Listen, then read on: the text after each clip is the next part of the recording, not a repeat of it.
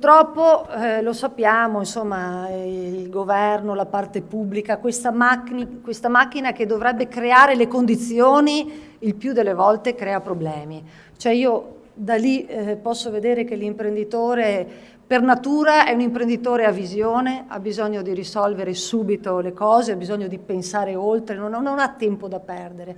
Però purtroppo si arriva nel momento in cui si legifera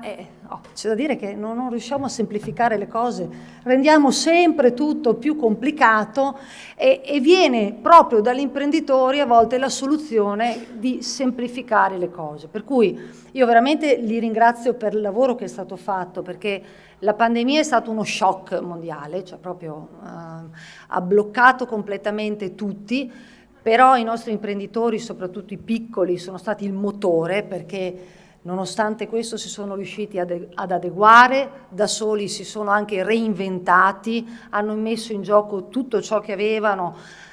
se erano fortunati con quel po' che lo Stato è riuscito a dare, ma se non sono stati fortunati sicuramente, parlo per il Veneto, non è stata una regione che è venuta a piangere, ma si è rimboccata le maniche e si è data da fare. Abbiamo un'occasione importantissima, le condizioni che ci sono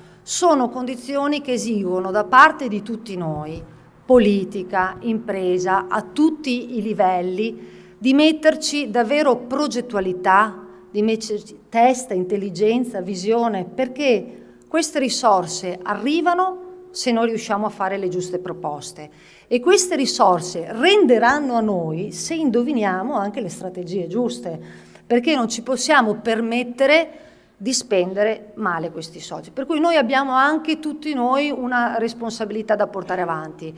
Io sono molto fiduciosa perché l'Italia nel mondo ha sempre saputo distinguersi per le sue eccellenze, per cui penso che adesso ci vuole ottimismo e soprattutto una strettissima collaborazione.